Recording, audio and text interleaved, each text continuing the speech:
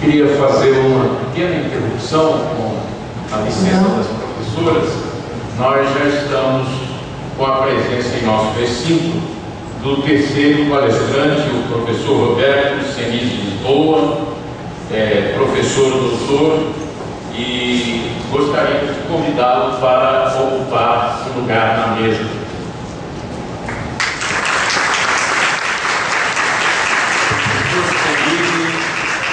O terceiro palestrante falará logo mais sobre tendências a partir do direito civil constitucional. Ele é livre docente em direito civil pela USP, professor de direito internacional da PUC São Paulo, professor titular de direito civil das Faculdades Metropolitanas Unidas, FMU de São Paulo, e promotor de justiça do consumidor também na capital paulista. Bom, voltando à questão, não é que eu tenha posição diferente, eu peço licença para nem ter posição.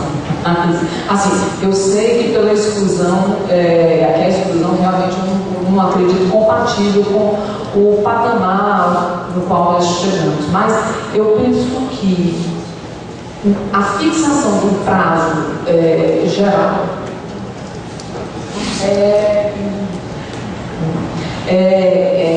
para todas as situações, eu acho complicado também, porque determinados tipos de produtos podem ter uma vida diversificada, né? Tanto é que, por exemplo, na própria garantia legal de adequação do produto, o código diz assim que os vícios de fácil constatação, o prazo para reclamar é de 30 dias relativamente a consumo durável e 90 dias de consumo não durável, né? Então, há uma construção doutrinária de dizer o produto tem a fase de conservação, a fase de uso e a fase de obsoletismo. Por exemplo, eu tenho um Fusca 68, eu não posso reclamar que a interrupção da vela é uma falha de fabricação, né? Porque já está na fase de absoluta obsoletismo. Então eu penso que talvez olhando caso a caso, segmentos a segmentos, talvez fosse mais adequado, né? E vejo que a tendência pela resignação simples não seria o caso, mas também admitir que tudo seja ressarcível realmente é uma ilusão e até assim algo de difícil conformação, né? Tem alguma coisa aqui que você queira, uma opinião formada sobre o risco de desenvolvimento, professor Senis?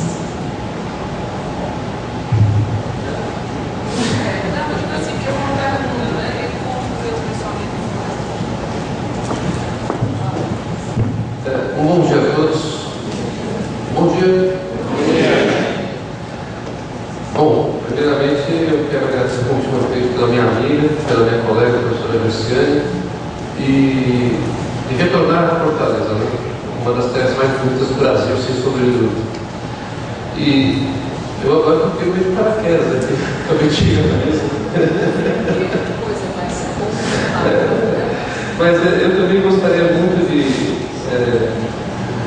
exaltar aqui não apenas a professora Graciane, que é um dos poetas do direito civil aqui do Ceará e do Nordeste, como também exaltar a nossa colega que está aqui na mesa, a professora Maria Celina Bonan, que é também altamente especializada na parte de sua personalidade, na parte do dano moral, né?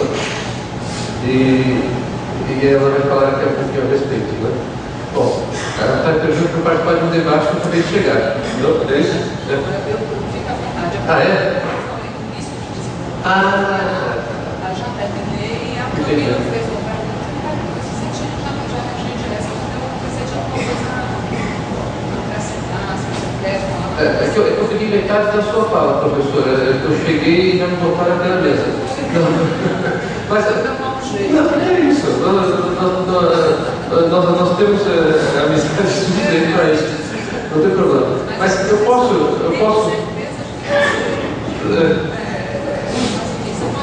Não, eu falo, não tem problema. A teoria do risco do desenvolvimento é uma teoria que, obviamente, já foi falado, os senhores sabem, é uma teoria que foi desenvolvida no continente europeu justamente para se discutir quem deveria responder pelo chamado estágio da arte, pelo estado da arte. Né? O que é o estágio da arte? Diz respeito ao nível tecnológico de determinado momento.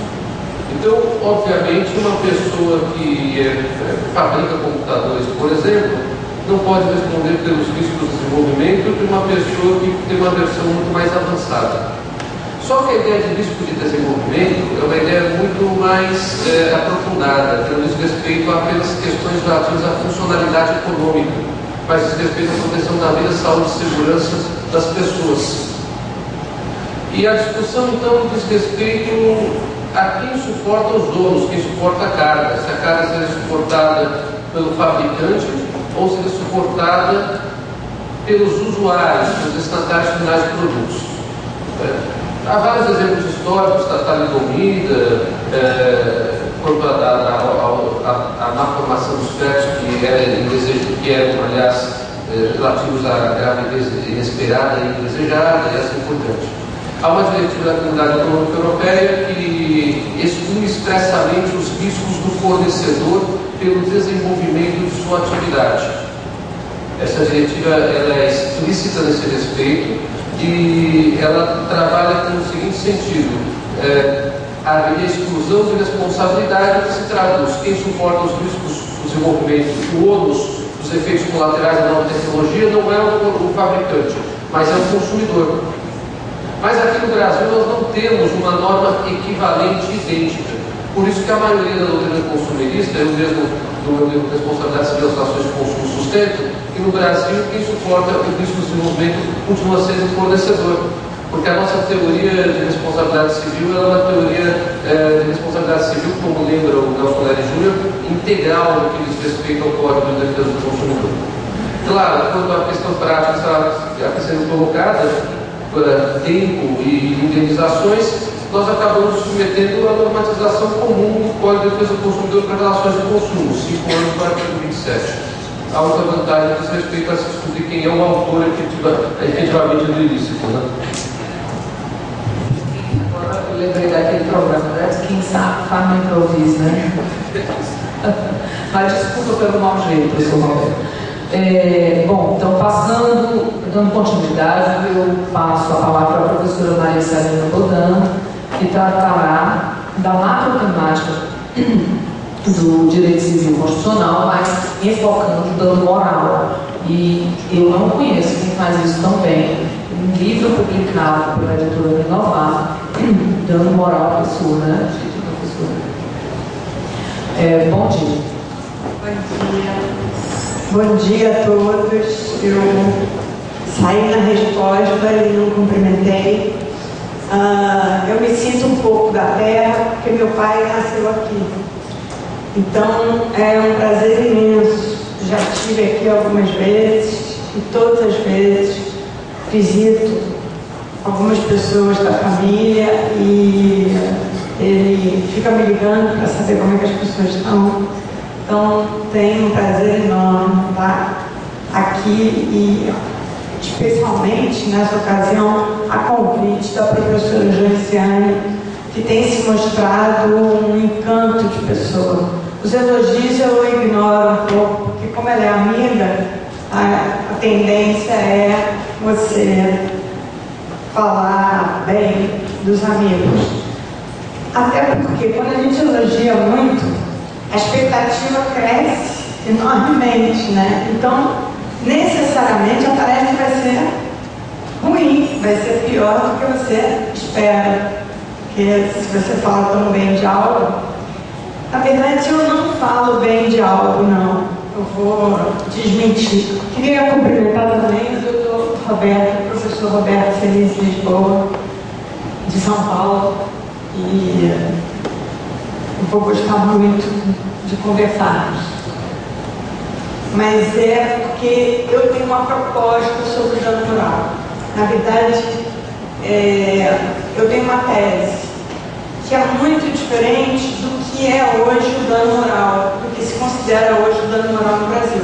Então, essa tese eu apresento bem, de fato, porque é uma proposta. Então, eu vou tentar convencer vocês que isso que eu estou tentando provar, que eu estou tentando propor, é razoável. Só isso, é uma proposta. Contraria, na verdade, toda a doutrina e quase toda a jurisprudência. Então, é mesmo para ser discutido, né? Esse é o objetivo. Aliás, eu acho que na academia é o que a gente deve fazer. Conseguir raciocinar juntos. Esse é o meu objetivo. Então, eu chamei danos à pessoa humana.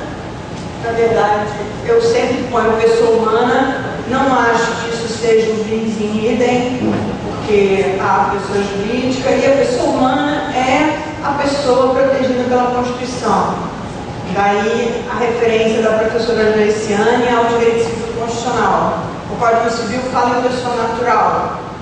O direito tributário fala em pessoa física. E eu acho que o que chama mais atenção para a humanidade da pessoa humana e mais a diferencia da pessoa física é justamente a terminologia constitucional. Então, eu sempre vou me referir à pessoa humana e não à pessoa física ou à pessoa natural. Então, eu estou tratando aqui dos danos à pessoa humana. São esses os danos que eu estou tratando, ou seja, danos não patrimoniais, danos morais. Os dois problemas, basicamente, como avaliados, quais são eles e como quantificados. Eu queria começar com uma frase de um jurista, não é bem um jurista, é um filósofo alemão da atualidade chamado Klaus Winter, que diz exatamente isso. Em cada época, certas palavras às quais se vincula mais intimamente o espírito objetivo de uma sociedade. Atualmente, o conceito de responsabilidade parece desempenhar no mundo inteiro esse papel. É como se aquela tríade da Revolução Francesa, igualdade, liberdade e fraternidade, tivesse se transformado, e isso é uma sugestão de um jurista chamado Erhard Denninger, adotado pelo Habermas, mas aquela tríade tivesse se transformado em diversidade, responsabilidade e solidariedade. Então, o papel da responsabilidade é um papel que hoje, não é à toa, a professora estava falando exatamente sobre problemas de responsabilidade, mas o papel da responsabilidade civil, para quem estudou 20 anos atrás, como foi o meu caso, é uma enormidade o espaço que tomou. E justamente serve a responsabilidade civil hoje para proteger direitos fundamentais. É o mecanismo de proteção dos direitos fundamentais. É isso que eu tento provar. O problema do conceito do dano moral é o seguinte: 9 entre 10 juízes e 8 entre 10 juristas, isso é um chute, tá? Estou querendo dizer um número muito grande. Definem o dano moral conforme a chamada lição de René Sabatier. Dano moral é todo sofrimento humano que não é causado por uma perda pecuniária. Então, dano moral é sofrimento. Como se sofrimento pudesse ser um conceito jurídico. Como é que isso começou? Isso começou num julgamento do Supremo Tribunal Federal, o julgamento do recurso extraordinário 172.720. No caso, se julgava, pela primeira vez, chegou ao Supremo, um caso de dano moral por extravio de bagagem. É até um professor de Direito da Cândido Mendes, na Faculdade do Rio de Janeiro, que foi até as últimas consequências, levou ao Supremo, e o Marco Aurélio, no juízo de admissibilidade, está na hora do Supremo dizer o que é o dano moral, já que está na Constituição, né, para o direito brasileiro. E o Marco Aurélio, no caso, disse. Ninguém coloca em dúvida as repercussões nefastas do extravio da bagagem em discussão, especialmente quando realizada fora do país. Os transtornos são imensos, ocasionando os mais diversos sentimentos para o viajante. No que concerne ao dano moral, há que se perquirir a humilhação e, consequentemente, o sentimento de desconforto provocado pelo ato, o que é irrefutável na espécie.